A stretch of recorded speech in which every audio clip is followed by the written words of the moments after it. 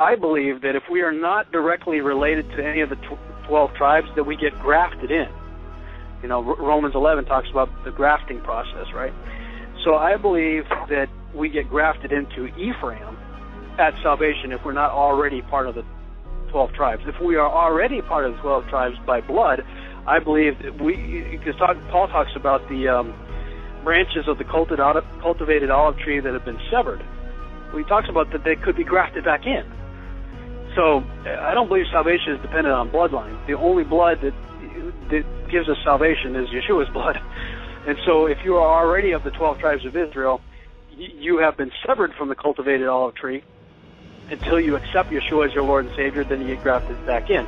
If you were never part of the bloodline and you accept Yeshua, I believe that you were grafted in through Ephraim. At least that's my working understanding of it so far. Yeah, I'd like to make a couple real quick comments. First of all, just so nobody freaks out, like I wouldn't necessarily believe anything that has to be genetic or DNA based, along with you. Yeah. So I don't think the salvation is dependent upon that. But also, it's interesting. A friend and I have been talking a lot about, the millennial kingdom and different things like that. And, it also talks about how during those times that the fathers, when they chew their grapes, it won't be passed down anymore, but it'll sour their own teeth, and how a son who chews their grapes, it'll sour their own teeth and it won't be passed down. I don't know. I'm just thinking about these things in the context, and I heard a teaching that some people believe that when you're grafted in into Judah, and I was of the opinion with you that we'd be Ephraim. But the Judah thing is interesting topic, interesting teaching as well. Since that's where Messiah came through.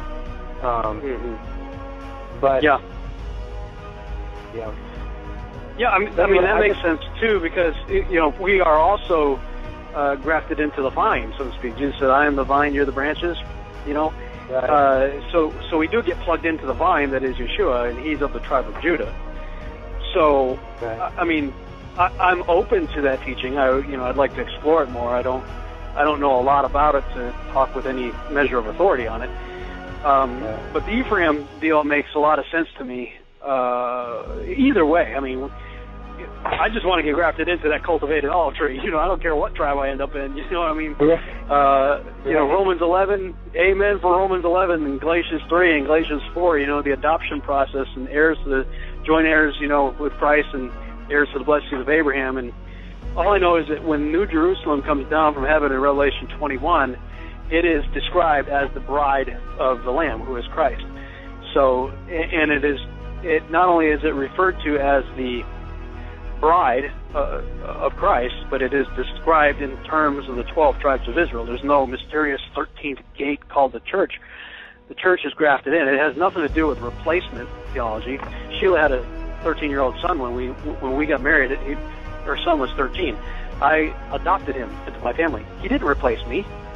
I mean, that's not what adoption is about. He got grafted into the Skiba clan, which means he is heir to anything I have to leave him, and privileged to my heritage and the traditions of my family and the things that we do and whatnot. He's part of us. He didn't replace us.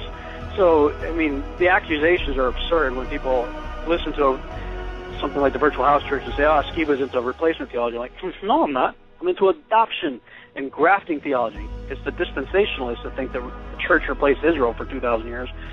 Right. But I say all that to say is, look, I'm excited. Whatever gate I get to walk in through, whether it's Judah or Ephraim, or if by some chance, I actually have AB positive blood, which is one of the rarer blood types, but it is most common in Israel. So it's possible. Maybe I do have Israeli blood going through my veins. I don't know. But I know I'm grafted in one way or another. Romans 7 through 11 is all about us being grafted into the cultivated olive tree. Ephesians 2 is about us being adopted into the family that is Israel. So when I came off of dispensation theology and came to understand the grafting and adoption process, really as a result of marrying Sheila, because she had a 13-year-old son when we got married, and I adopted him into my family and gave him my name. So he was not a Skiba, now he is a Skiba. All of a sudden, Hosea is making perfect sense to me, and where Paul is quoting Hosea in Romans 7 through 11, I'm going, okay, I'm getting it. This is not replacement theology.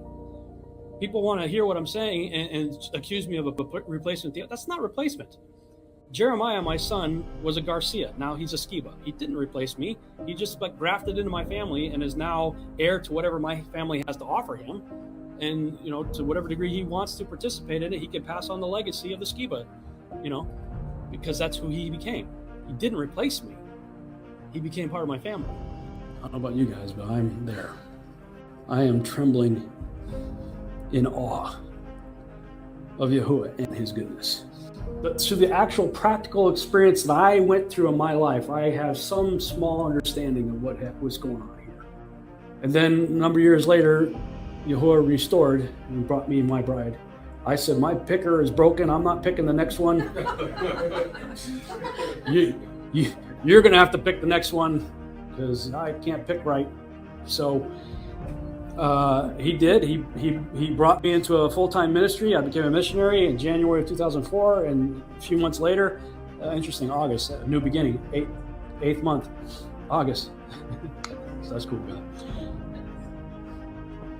In the 8th month, there, 2004, he brought the woman that would become my bride-to-be into my life, and she had a 13-year-old son when we got married. And so I adopted him. And he was not a Skiba. Now he is a Skiba. I get it. Right? I was not a people. Now I am a people. My son didn't change his DNA. He has Garcia DNA going through his blood. But I have given him a new identity. He wears my name on his baseball jersey. He is heir to anything I have to leave for him, and anything my family has to offer is his. He is free to participate in every tradition my family has ever started if he so chooses. But I have given him a new identity that he can choose to accept.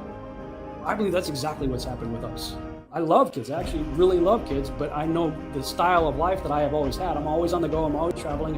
And my dad was a 9-to-5er. My dad was always there for me. And I always said if I was going to be a dad, I wanted to be the kind of father my father was.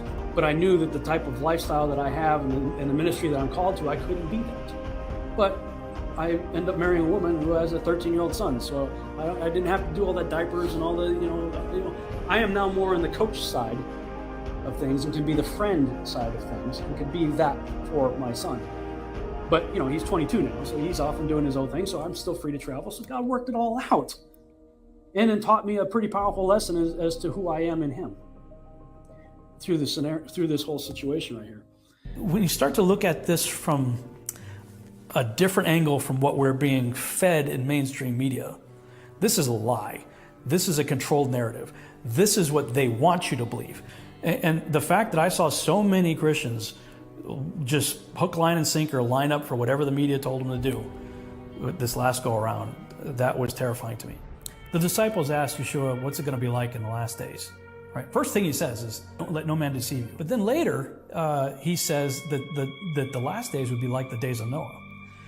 Now, that begs the question, what differentiates the days of Noah from any other time in human history? Genetic manipulation. You get what I call the Genesis 6 experiment. And that's when 200 Watcher-class angels, according to the book of Enoch, landed on Mount Hermon in the days of Jared. And this is Genesis 6, 1 through 4, where the sons of God came down as the daughters of men, and they had children that became known as the Nephilim, who were giant offspring of the angels. And it gets so bad, all flesh had become corrupted, the Creator had only one choice, and that's to wipe out everything and start over again. He did so with Noah, who was found righteous in his generations. The Hebrew word used there is tamim, that's pure in his genetics, like a pure red heifer, same word is used there. So I believe that the genetic tampering that was taking place, especially specifically in the last 120 years leading up to the flood, was the reason for the flood. And that's what Genesis 6:12 says, the earth and all flesh had become corrupted. How did it become corrupted? It became corrupted through genetic manipulation. Genetic manipulation, what we now refer to as transhumanism. I want to know what the truth is.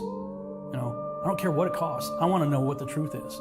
And I hope that people, my son, anybody would, if my name comes up, whether you like me, whether you agree with me or not, at least you could respect the fact that he's on a quest for truth. Because we're living in a sea of lies right now. And right now, the Bible is my only compass in a sea of lies.